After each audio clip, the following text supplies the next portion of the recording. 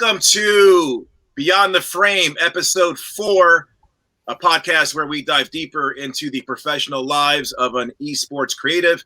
I'm your host, Mario Prosperino, co-founder of ESPAT, and we go across the pond one more time with Matthew Truelove and Jack Howard. Welcome to the show. Hello. Hello, hello. What's for dinner, guys? What's going on today? Well, I've been at work since 5 o'clock this morning, so yeah, it's a bit of a grind going on at the moment back in the retail life while things kind of settle down a bit, and hopefully next year I might be able to escape once and for all again and focus fully on the creative business and journey, I suppose. Let's dive right into it. Some of the themes that we've had on these episodes have been the pandemic. Of course, it's affected everybody, both professionally and personally. Let's start with you, Matt. Take us back to the first 3 months. What was your mindset going into 2020? And then how have you pivoted since then, both, with your downtime, but also professionally? So 2020 was looking like a great year. I think a lot of us thought that, especially within the esports scene. Events were looking, there was event after event after event in the calendar coming up. I had a lot of stuff booked.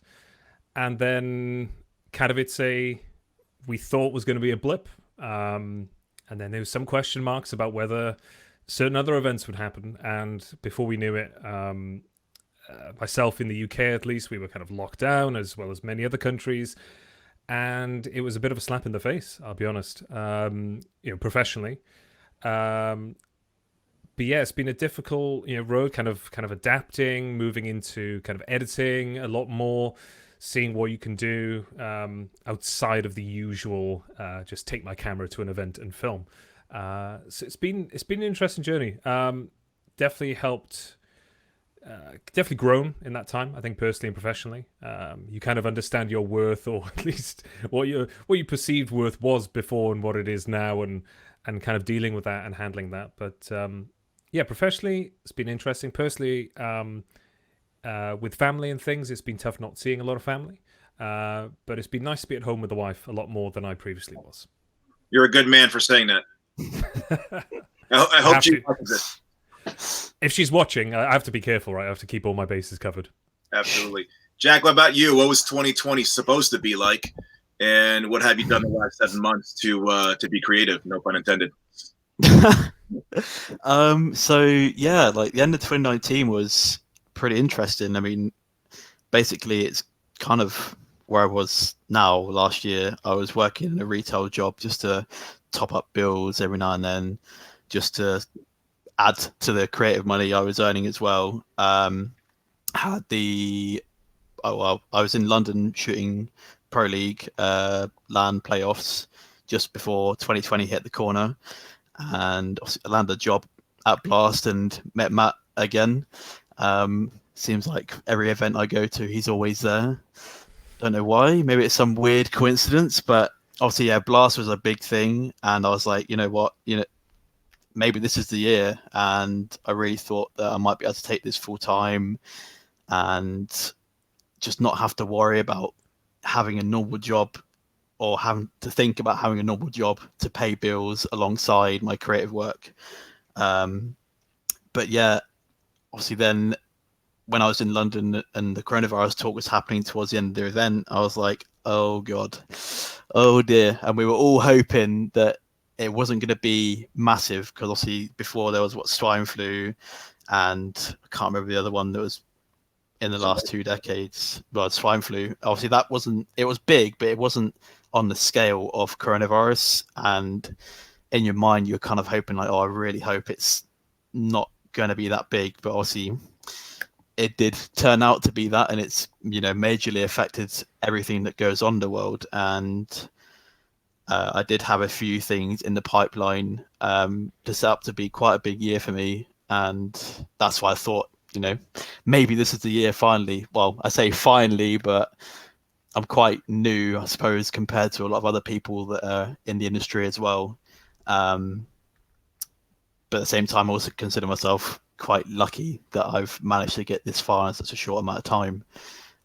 So it almost seems like this year is there to prepare me mentally for something that's coming, because you're hit with something you don't expect, and it teaches you how to deal with any kind of creative downtime you have, or any business downtime, to prepare you for the future, because obviously it's going to be a long-term thing. So in a way I see it as a good thing, but it does kind of suck that I missed out on those events that potentially could have happened. But there's always next year, maybe, but maybe not next year, but the year after that, hopefully.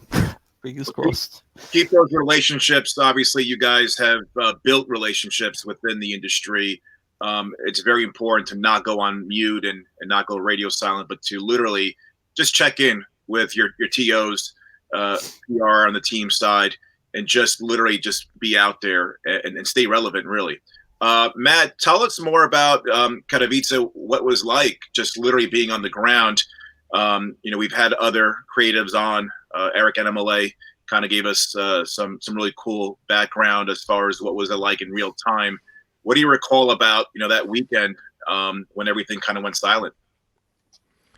It was very strange because I think we found out, I think it was 7 p.m. or it was quite late the night before, that we found out that there was not going to be any audience. And I think a lot of us were kind of living in just in that present moment where it was just, the Katowice crowd, it's finals day, it was going to be this, I think that's what a lot of us were focusing on. I don't think we even thought anywhere remotely past, how long this will last. It was just a simple thought of, when we were going in and just walking through and seeing expo booths, they'd all been set up and they were being torn down already, and it was a very strange feeling because the Katowice, it's not just the dome, there's a huge expo center if you've never been, and it's hundreds of exhibits and other tournaments and things going on, and just walking in there and just it being completely silent, it was very strange feeling. Probably, it's definitely the most unique event I've been doing esports. Usually it is anyway. Katowice is a very special event, but this was something else, and we couldn't even fathom the impending doom in the esports industry with this coming. We just couldn't even. I don't think many people thought beyond, the next day and how it was just. Do we shoot it? I was having conversations with people who were saying, how much do we show? Do we show the empty stadium? Is it poignant? Is it a message? Is it this? Is it that? What can we do with it? It was just simply, this isn't the same. This is not good, basically. So what was on your shot list, and what were you tasked to do once that all went down? It was definitely an easier time of it. During Katowice, where it's a big, the Spodek Arena is a very kind of big oval, really, and we kind of take up this one little corner, and the rest is the audience is usually wrapped all around. And to suddenly, just have, basically shots from up high in the rafters, like all the crowd going hype. It's such an event that is based upon that atmosphere that our shot list was just completely annihilated. It was just gone. Any idea of we'll do this, we'll do that. Nope. Everyone sit down, maybe just because we had a huge crew of people as well. I was working for ESL as a freelancer, and there was a huge crew of us because usually it's so busy going to this expo, doing this sponsored thing, doing that, shooting on stage, shooting the crowd, shooting this. Outside, the crowds of people coming in, all of that was just gone. So it was an easy day compared to usual, but it was tough kind of seeing all of your creative plans and ideas, because it happens once a year, just all go out the window. So I was really disappointing in that way, but it was kind of special to be there at the same time. And on stage, did you notice a big difference with the players, how they did not have the fan base to really build that energy? Did you notice anything on stage as well? Yeah, definitely. Things like the walking, you usually see maybe some nerves from players. You see, because the doors open like this, and suddenly it's bam. There's, I don't know how many, like quite a few thousand people in front of you, all around you, and you're making these. this big walk down these stairs onto each flank of the stage, and it's pretty epic. So there's no nerves backstage. It was just silence. You could just hear all the creaking and the motioning of everything, and the players just didn't. There was some good reactions, sure, but you all kind of thought this was kind of scrub this out for next time. From a creator's perspective, he was kind of, yeah, we'll get the stuff that we need, but it wasn't quite the same. And the reactions from the players showed that as well, to be honest. And it's not on them. It's that energy from the crowd. Some players you just you just gravitate towards because you know that that's going to be the shot. And you can see it. You'll see quite a few people all gather around like, oh, it's a big round coming up. It's a clutch or whatever. This guy's going to go hype. And just didn't happen in the same way as usual, by far, to be honest. Let's go to the beginning. 5-6 years ago, Jack. Let's start with you. What kind of child were you? Were you active with video games? Were you a jock? Tell us more about your upbringing, and also what led you to start picking up some gear and start shooting some frames. Well, I can tell you straight from the start, I was definitely not a jock. I think my physique kind of tells you that. But anyway, no Man U in your future. Well, I think I'm more sticking to the dad bod. The cuddly guy, kind of represents my personality a bit. So that's what I prefer. But anyway, so yeah, video games. Basically, from a kid, been playing video games. So yeah, go on to 5 or 6 years ago, built my first computer. And it is one of the reasons why I spoke to Matt to come here, because although we didn't really know each other, I knew of him on a role-playing community we used to play on together for DayZ, or Arma 2 mod DayZ. And I think one day I was looking on one of the forum threads, and it was something about real-life jobs. And it was Matt and a guy called Jamie, who he's worked with a little bit, and I saw a post from I think it might have been Jamie first, and then Matt replied, or maybe Jamie posted, and I went to the website and saw that Matt was there, and then kind of linked names together, and I was like, oh my god, it's like, I know this guy. He used to play on this server with me like all those years ago. I'm like, that is crazy. So that's where I kind of knew Matt from in a way. But I guess going past it onto games, very heavily indulged in Counter-Strike. Basically the first FPS I played on PC. Sweated it pretty hard when I first started playing. Had a team, wasn't like massive, but we played ESEA leagues and whatever back then. And so yeah, this got back to the college time when I was doing just a regular IT course, because I didn't really know where I wanted to go. I wasn't solely focused on the creative pathway. I was kind of just finding something that I wanted to pursue, but wasn't too sure. So yeah, I got through college, and it was coming to basically what we call clearing. So it's like the last month to get into a university before entries for that year close. And I was working a job, and I was like, I really hate life being here. I was like, I just want to go to uni. And the reason I wanted to do that is not because of just I hated life where I was living at the moment. The job I was working, which was just a sandwich artist in a Subway. So, every kid's dream to work in a Subway. But yeah, there was a video that dropped by Coldplay. I can't remember what the song was called, but it was one of the fully animated.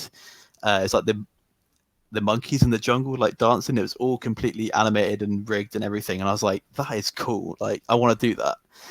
So I went to uni to study visual effects. First term, got through it really well, loved it, and came back after the Christmas break. And one of the tutors was telling us about how the industry basically, obviously he was telling us all about crunch time pretty much, and that the fact you'd probably be spending most of your life in an office and even sleeping there sometimes. And I was like, yeah, I'm not sure about that, because my mind was very set on being able to travel and kind of having that to earn money and then to travel with it. But because obviously you're kind of going to be stuck to, a desk, a chair, a monitor, and working on films 16 hours a day in crunch time, I was like, just wasn't for me. I kind of fell into quite a deep mental hit in a way. I basically went from a normal sleeping schedule to becoming nocturnal pretty much. And at the time I was living in London, literally right outside Wembley Stadium, so by the SSE Arena where the Face It Major was held. So the year before the Face It Major, I dropped out of uni, which obviously came a bit later on. So yeah, I dropped out of uni in April of 2017 or 2018. Yeah, 2018. And I was living with a family friend, just working, earning wages to try and just get by, trying to move back to London because that's where I wanted to live at the time, and just wasn't working out financially. And basically, so in university, we'd done a bit of camera study about the technicalities of cameras, settings, and how to shoot basic video and take photos, because we've done a few like photo stitching things with Photoshop, and I kind of remembered all of that from uni because that's what we had to learn for visual effects, because obviously they kind of work hand in hand. And I'd already had a little Canon 650D camera, and I was just kind of shooting for a bit of fun. And at the time, later when I was living with this family friend, I was very involved with the Battalion 1944 community, and they were going to host a grassroots LAN in Budapest. And it was at that time when I was like, I wasn't playing in a team because I wasn't good enough. And I was like, well, I already take photos for fun, so why don't I just go and take photos? But obviously the camera I had at the time, there was no way I was going to be able to take photos in that, well, decent photos I wanted, in this basement that was very, very low lit, cramped, and like LED lights that were the only thing lighting it. So I went ahead and I got a credit card and I invested in some of the kit I have now and took that gear to Budapest and shot my first event there. And that's kind of where it started for me. And I managed to meet some very important people who've, luckily for me, I became good friends with and have kind of not brought me up the wings, but they have helped me a lot along the way, whether it's getting clients or just having someone to speak to about the industry as a whole and who to talk to get certain jobs or whatever. And also another photographer from the UK, Katie, very good friends with her, and she was also at that event as well as two other photographers who I don't think are really doing that much anymore, but it's safe to say I learned a lot from them starting off my journey as such to where I am now. And going forward, if you want to know more about that, I suppose it's basically just UK events. After that, I was shooting a few Insomnias with Endpoint because I had links with them from Katie, and I managed to land my first event that year in Malta, which was the first CSGO event in Malta, which was Supernova CSGO. And that was a big factor of that was because two of the casters were at this LAN in Budapest, also were hired for that event. So it's kind of like a little reunion. We kind of went as a group to Malta together. And after that, I was like, this could really be something if I'm managing to get this and building connections already and shooting some big teams and whatever. It's like it slowly started to set in, but it never really did for quite a while, that I could make this an actual sustainable living career, and it was something that I loved doing. And I find that now, obviously, with all the other jobs that I have to work to cover the bills, it's like you just get caught up with this kind of anxiety that you don't. It feels like what you're doing is just pointless because you know what you love and you want to invest time into, and what you spent all this money on this camera equipment and you invested into it fully. You gotta stick with it. I kind of equate a lot what we do like being in a rock band, right? Everybody's seeing the rock band on stage, the glitz, the glamour, packed arenas. They all start in the garage, every one of them, and then they got to a small pub, and then all of a sudden maybe they were leading up for another band, the opening act. But we have to really understand that before they get on the big stage, there was some humble beginnings. Yeah, exactly. A lot of you guys have a lot of years ahead of you. You're young in the game. The industry is very young, so really just stick with it. Love your passion, love your drive. You just got to stick with it and understand that really there's going to be some better days ahead. And you just can't lament on what's going on now. You just got to really just stay true to it. Keep the foot on the pedal and stay focused. I guess. Matt, what about you, Matt? What was the last 4 to 5 years like? Why video, not stills? Are you a hybrid, or are you pretty much just on video?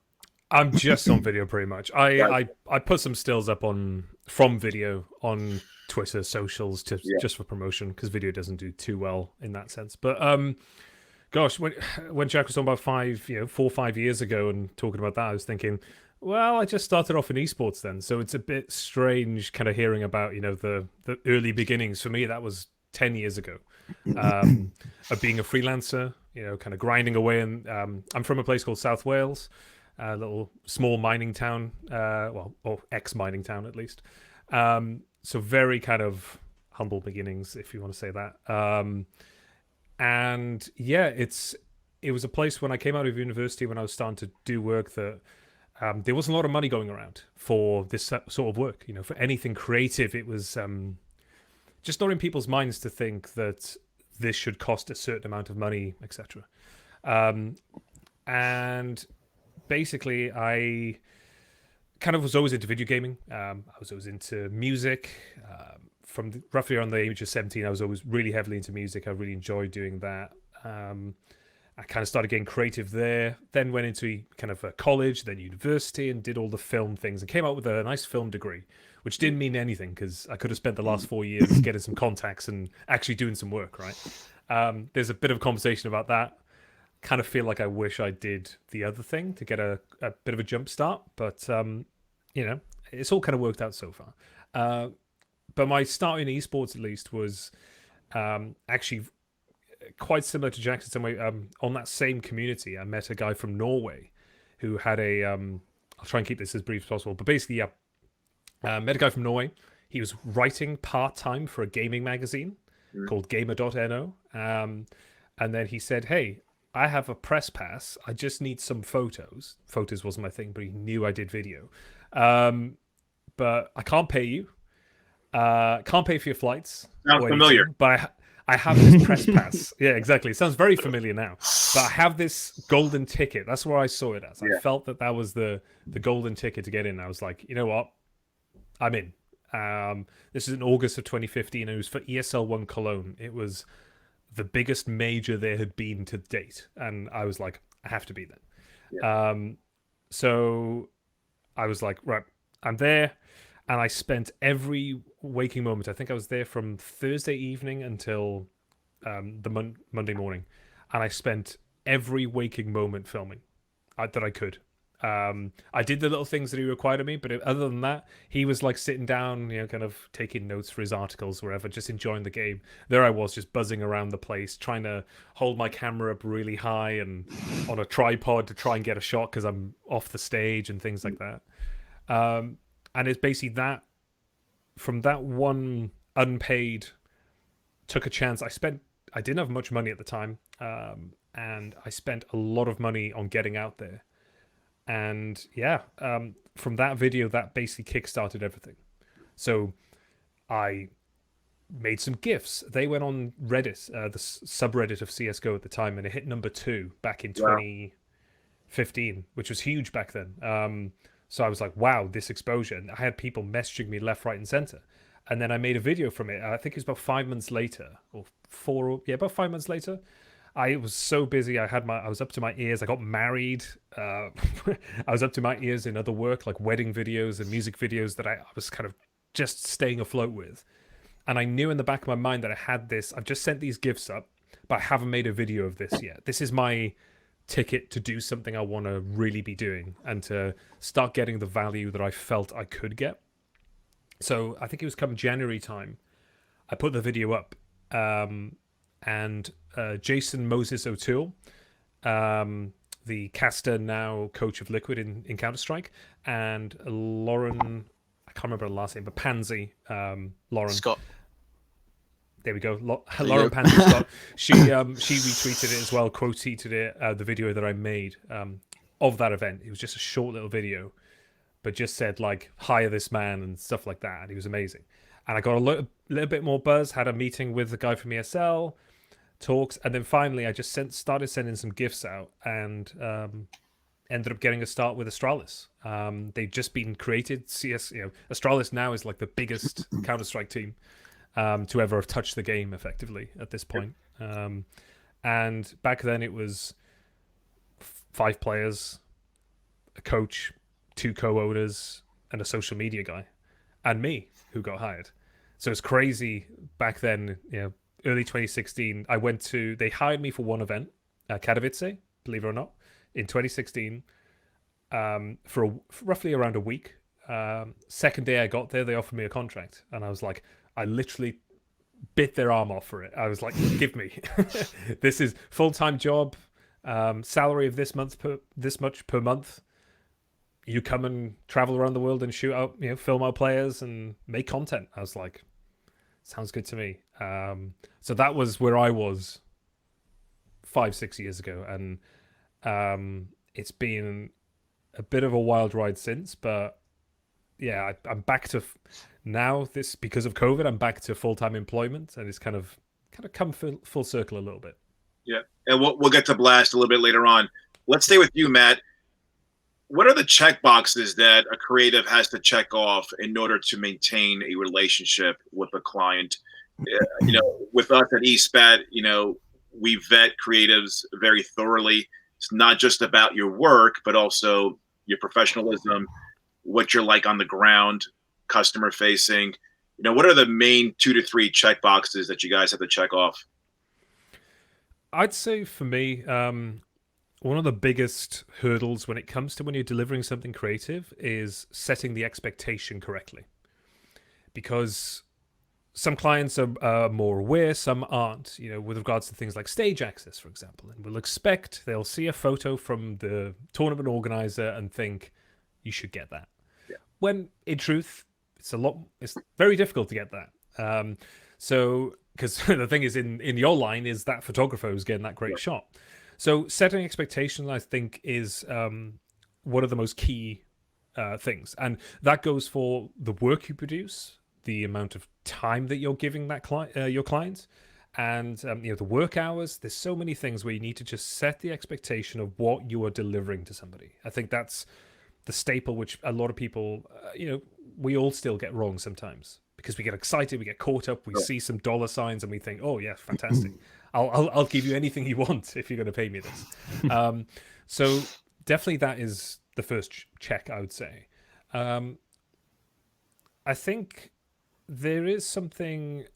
I think just general professionalism, understanding that they are your client, but you are, you're providing a service for them and to them. It's the whole package, it's the whole experience. It's when you reply to emails, from having calls to making that time for somebody and making clients realize that this isn't just another check in your box, that you are kind of seen to, and there's conversations, there's an openness, there's all of that there as well. So I think that's really key as well. And then finally, I think your social media presence. I see a lot of people creative do this. They, if you want to take the social media to talk about things which are happening in your life or political issues and things like that, make another account and then have one separate to your clients. I think that's really key. For me, I use social media to mostly engage with other creatives, with organizations, and I try and keep I never retweet anything political, even though I may agree with it. If I was so compelled to do so, I would have another account to do that. So I think that's a key thing as well, is making sure that you give the best impression you can of yourself. Give the best account of yourself, because if somebody sees you retweeting some meme video that is going to divide people, then you're basically maybe halving your clientele. So I think that's one thing, especially in the esports world, and especially in this kind of new generation of creatives. Should really watch out for that. I'd say personally, that's my own take, but I know a lot of others may disagree. No, I think you're spot on when it comes to brands, and just generally speaking, the ecosystem of esports. You know, it could get toxic when they really kind of scrape your Twitter feed or your Instagram feed, and they start seeing things that may not just really add up. So, you know, I for one, I'm totally in agreement with you. I actually enjoy the creative community having an opinion, being vocal. I love seeing them just having banter. For one, I don't think ESPAT really takes that too much into account, but I can't put ourselves in the same position as brand XYZ, you know, a Fortune 100 company that's going to literally lean on you to promote or to produce a piece that's going to be an ad on their feed or within their digital component. So I tend to agree with you. What about you, Jack? I mean, how do you balance social media? Obviously, you guys are out there on an audition and really promoting your work. You know, what's your social game like? Are you pretty much kind of play close to the vest, or do you kind of just you know, a little bit different than somebody else? Yeah, I completely agree with what Matt's. Well, if I can talk, what Matt said already. I'd say I've got a little bit looser over the last few months, but before I was very like, you know, if I felt in the mood, I was like, oh, I want to post a funny video because I found it and it's funny. But then I'm like, oh, do I post it? And it's like, I've got a personal account and I've got a work one. It's like anything kind of, or most things to do in my personal life, I put on my personal one, and it's obviously tweets are protected and everything. So you have to request to follow me to even see what I've tweeted, just to cover my own back. But yeah, I'm very conservative about what I do decide to post or retweet. The occasion, like I might retweet something funny or joke about something, but I always think whether it's going to offend anyone or trigger people or conflict with some interests or political opinions like that. I agree with that. And then social media game, but other than that, like it's rare for me to post unless I'm replying to someone else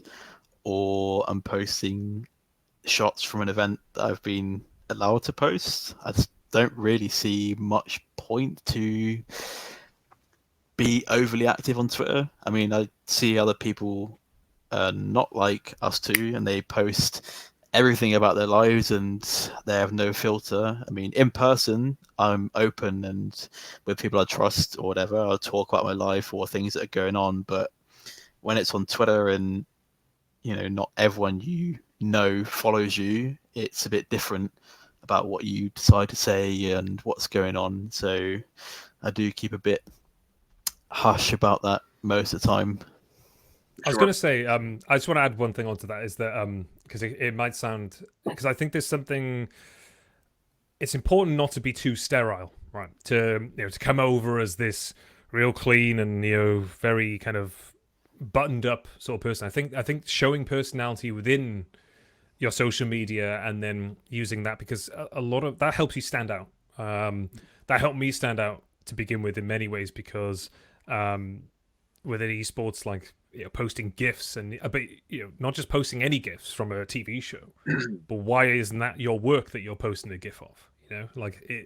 If it's a photographer, why aren't you stitching like the little burst you took together and you use that as a way to promote yourself? So there's ways in which you can engage with a community that does reward a bit of spice, as they call it, a bit of bit of edginess, but by also promoting yourself through that. That's what I found I would do.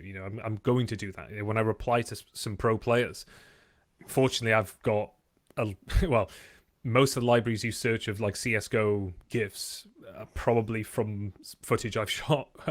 So it's quite funny just when I see other organizations using them then, and there we go. My work is circulating on social media without me having to do anything other than just make it available as a GIF, for example. So I think there's a balance. I think keeping anything real personal off. I think taking stances. I think people do appreciate that if you take a firm line of, Black Lives Matter or things like that. Even that was contentious in many respects, but I think there's certain times where you recognize big social movements can help. But I think generally it's good to not get into something which is too contentious. But then I'm sorry.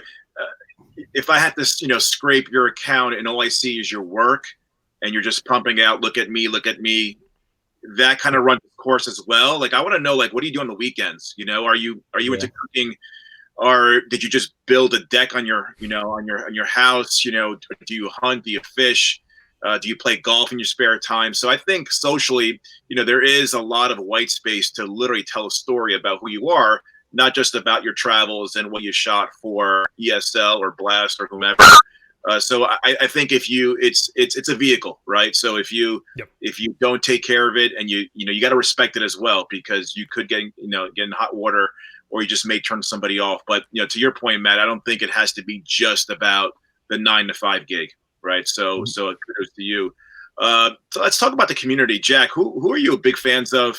Who are you close with? Got the esports awards coming up this Saturday night, actually. Do you have a favorite? Is there a dark horse photographer of the year?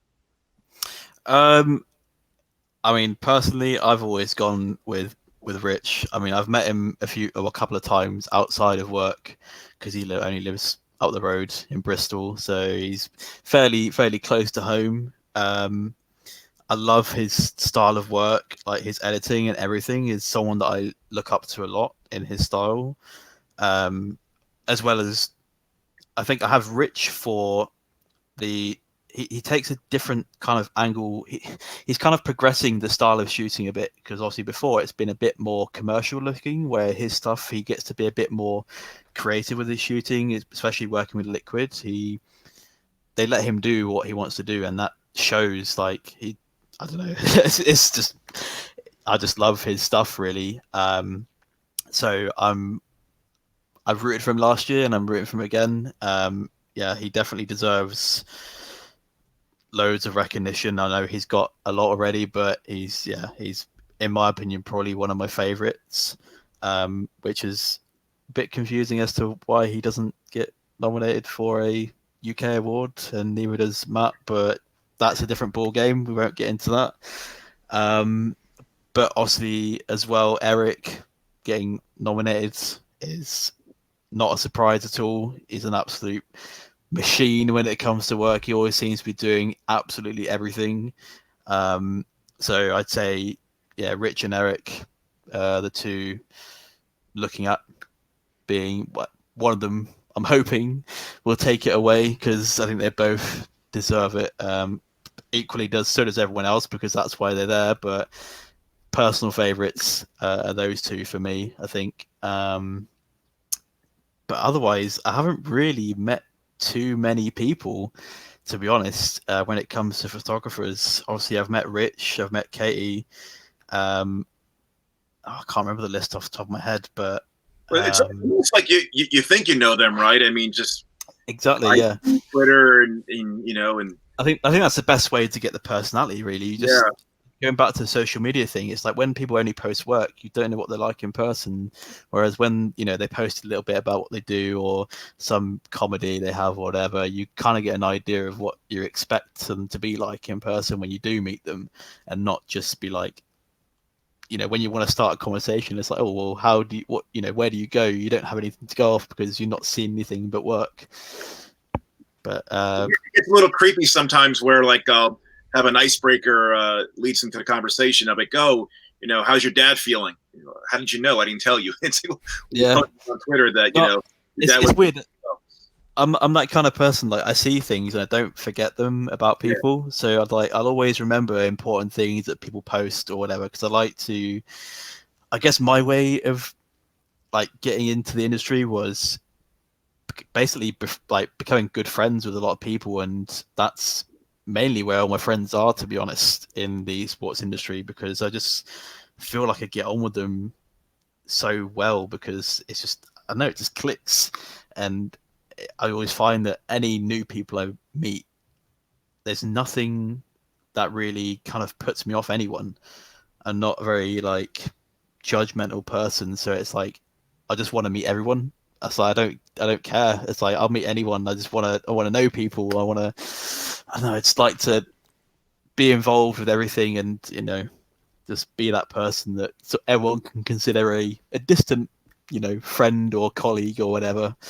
But that's basically as far as communities go for me. Obviously, I'm fairly new, so give it time, and perhaps I will get a chance to meet some of those people. But we'll see with Matt, that. what's your favorite event you've covered, and what's on your bucket list?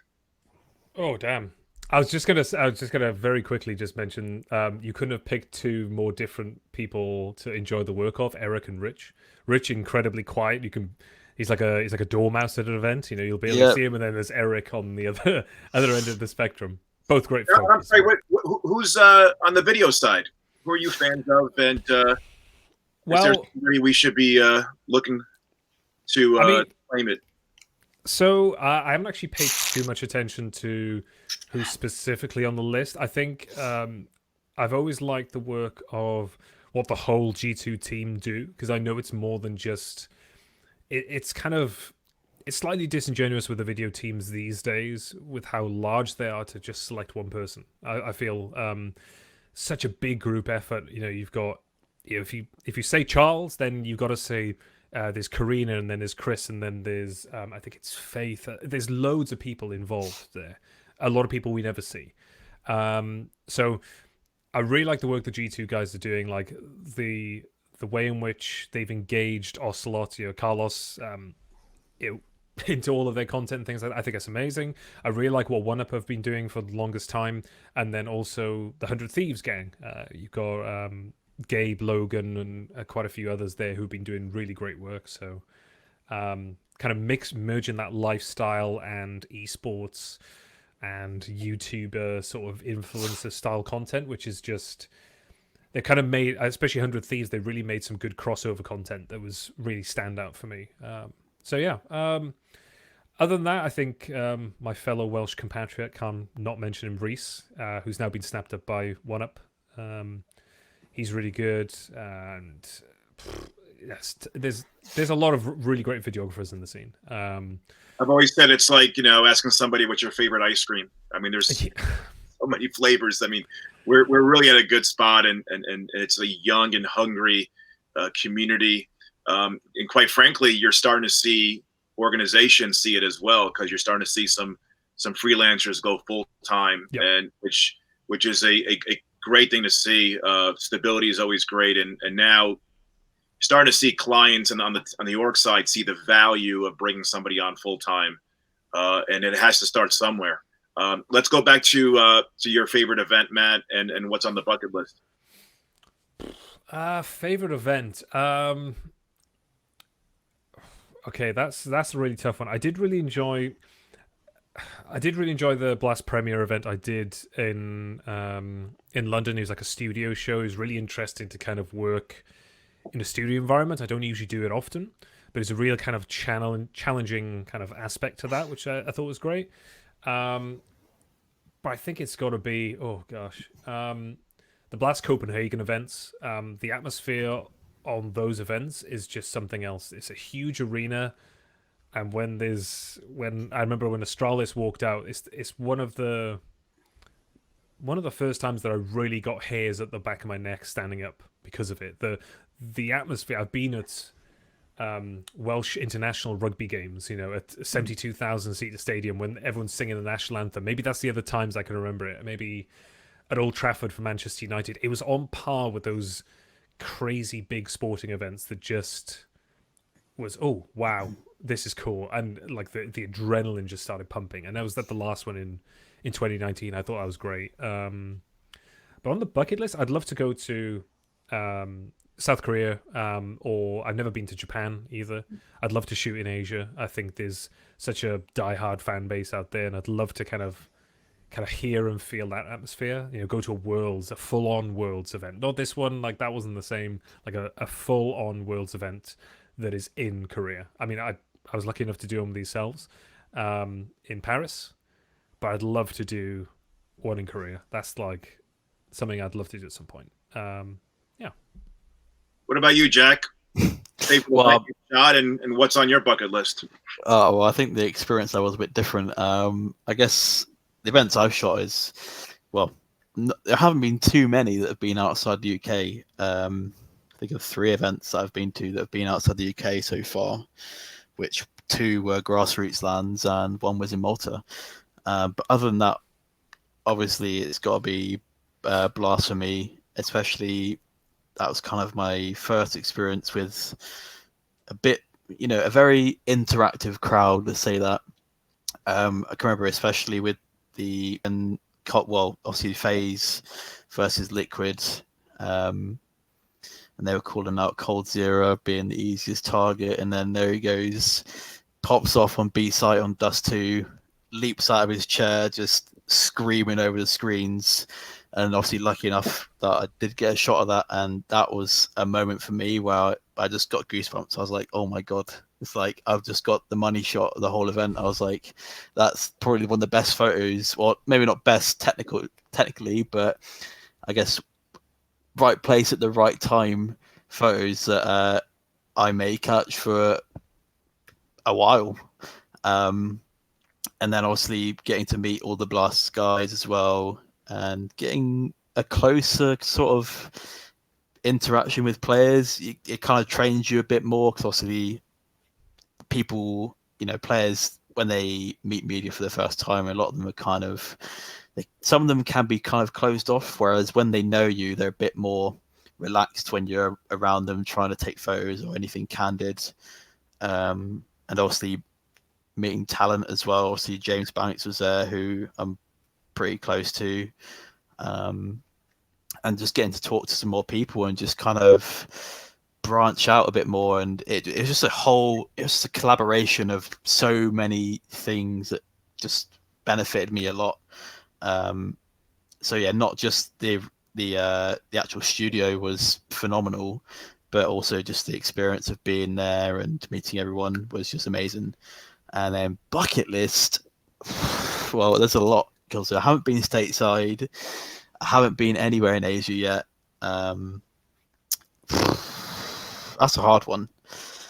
I was kind of looking forward to getting the chance to go to Melbourne, to be honest. I've always wanted to go to Australia, and I used to have a couple of Aussie friends when I was in university, and their personalities are just like, they're just crazy people, and it just seemed like it'd be such a great place to go and shoot, even if I was only just shooting like crowd shots, or just getting involved with crowds and just getting kind of like those personal shots, or just candid ones of people just having a good time and bellowing out their lungs when the caches are going on. But yeah, I think I am Melbourne, if it gets rescheduled for whenever travel restrictions are lifted and whatever happens. I think an event there would probably be the top of my bucket list, I'd say. But yeah, there's so many places I haven't been, so it's hard to pick one. But yeah, I'd probably say Melbourne. Let's pay it forward, Matt. What's the one piece of advice you would give a young creative, somebody who's coming up the ranks? One piece of advice. Wow. I think it's one piece of advice. Gosh, that's hard, because it's very hard to just. Right? Yeah, I mean, I'd say understanding your worth is one thing, which would be up there.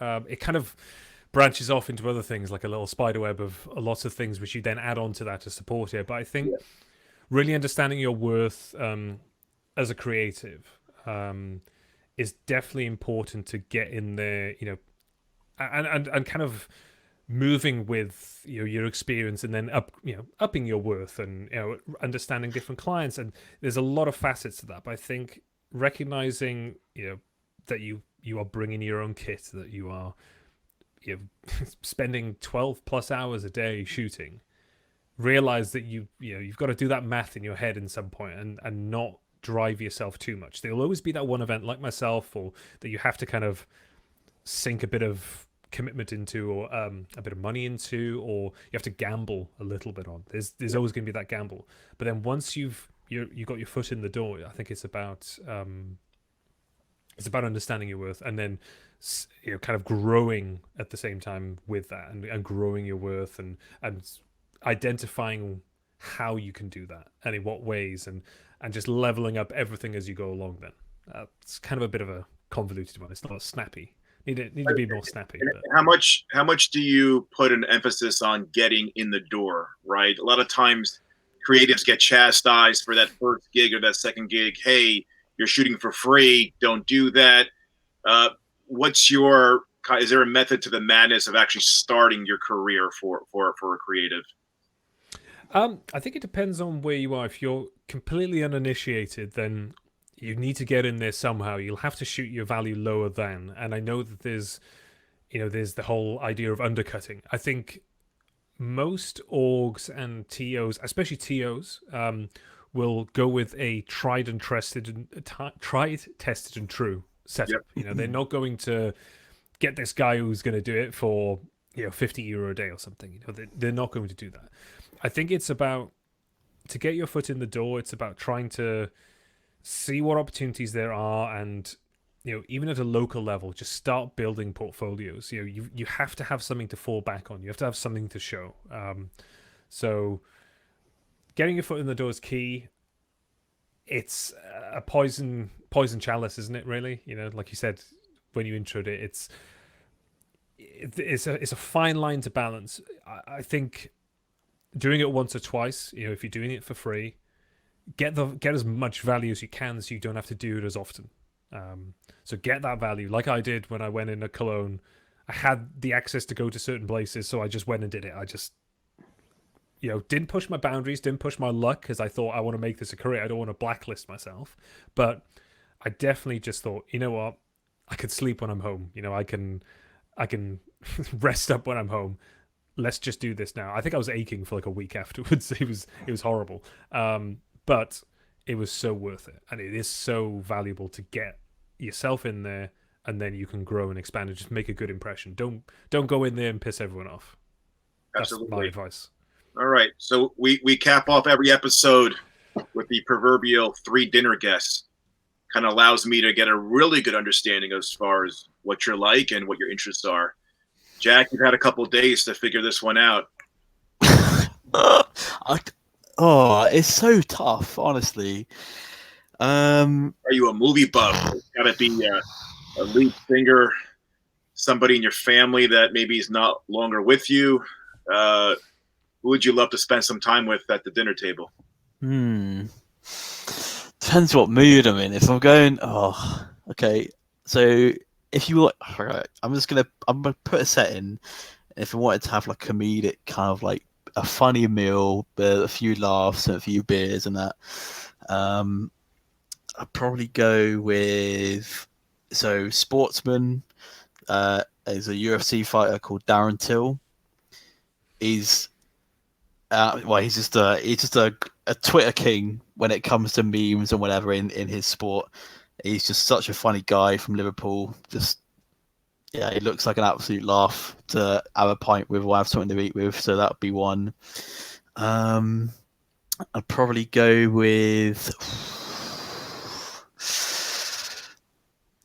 maybe Jack Black as a random one. I've seen obviously more of him recently in lockdown stuff, and he's doing some really crazy things. And he's again someone that doesn't have any boundaries. He's very, doesn't hold himself back at all. So that would be someone. And then the third one's hard.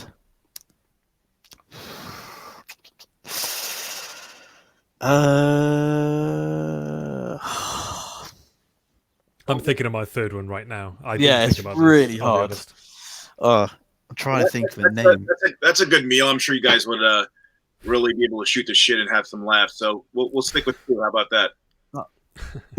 Okay, well, if I think of a third one while Matt's going, then I'll mention Go it. for it. You'll tweet it out, all right? How about that? Okay. So, I mean, for me, yeah, I mean, I would honestly, the one I go for is the more boring one, but the sentimental one during COVID would be to have my three dinner guests would be my mum, dad, and my brother, because we haven't been able to have that. But that's the soppy one. That's the family man in me. But if I had to go for the fun one, I've got two, and it would be Bill Murray and Donald Trump. Because I want to see how many, because Bill Murray, the look on his face, I want to see the look on his face when Donald's had a glass or two. And I just want that. I want to just observe. I don't even want to take part. I just want to be on the corner, on the edge, and just see what. Are we shooting this too, or no? We're just not going to shoot this. Our third guy's a cameraman. I'll bring in, who should I bring in? I'll bring in Charles or something from G2 or something. We'll bring somebody in just to be on the periphery shooting it, and I just want to hear and feel the madness and what sort of discussion would happen there, because I think I just find that hilarious. Okay, third one for me then. So obviously I've got Darren Till. So he's the guy does take piss out of quite a lot on Twitter. They kind of beef each other a lot. So the other one is Mike Perry, who is also another UFC fighter, and there's a lot of built up, banter towards each other that has a little bit of bad blood. But I think that might be interesting to get them sat down in front of each other and have a lovely romantic meal. Jack, was there a UFC fighter, you would know better than me, I think he's out in the UK, that was just had enough with this Twitter nonsense, and somebody was talking shit, and he literally put his phone down and went to the kid's house? Do you remember that? It might have been here in the States. I gotta look it up. It was somebody had beer muscles on Twitter, some keyboard warrior, and was talking a lot of shit to this UFC fighter, and the guy literally just left his house and live tweeted the fact that he was going to this kid's house, and the kid basically just shit in his pants. Could not believe that Twitter could actually work like that. So I would too. If you have some UFC guys at your house, I mean, you don't have to worry about home security. That's for sure. Oh yeah, open the door. Darren Till standing staring at you in the face. You're like, what are you gonna do? Just start stirring things in the photographer's Twitter. Start beefing into Eric or something and see where. Maybe 2 UFC fighters at home. It's fine. What you guys could do is bring these guys on the road, and when you leave the media room, just leave your kit out, but just have the guys stand by your kit. Yep. Easy. Won't have to worry about. Yeah, just use a bit of Brazilian jiu-jitsu, take him to the floor, put him in a choke, just hold him there and be like, so you want to take this kit, do you? Oh, I don't think so. Cool. Yeah. Listen, man, I appreciate you guys coming on. I had a blast. And like I said, I'm big fans of both of you guys. Hope you guys maintain your health and stay well. But I'm sure we'll have some brighter days ahead. And we'll do this again in 2021. One last thing I'll say before you end it, because I'll say one thing, the tip towards any new people: never doubt your own ability. Always bring yourself up and be positive about your work, because the worst thing you can do is be negative about your own things, and you get yourself down and you doubt you're going to get work from some people. That's the worst way you can be. Always just bring yourself up and be proud of things you do, and that will help you progress so much quicker. And that's something I've learned as well. So take that. Absolutely. And to me, positive energy is paramount. Nobody wants to be around. And listen, we're all going through this, right? We've all been idle. We've been hurt financially, spiritually. Nobody wants to be around that individual that just brings them down, right? Because we all have our things we're working with. And at the very least, if you're having a cup of coffee or just, having a chat with somebody, just be around people who bring positive energy to you. And that's something that I've done personally myself. It's the only way you can really stay sane and look forward to the future and really just move it that way. But yeah, for sure. Point well taken, Jack. Surround yourself with a tribe with some creatives that'll literally bring your spirits up, and then together, let's all grow together and let's all do some really good things in 2021 together. But no, there's no point of being down now. We have to get up and get back to work. Good Absolutely. stuff. And thanks again. Really appreciate you guys coming on episode 4. Stay tuned, everybody, for our guests for episode 5 next week. We'll also be going across the pond again. Yep, next week across the pond as well. So that is TBD. I know who they are, but you guys don't. But you guys will definitely want to tune in next week.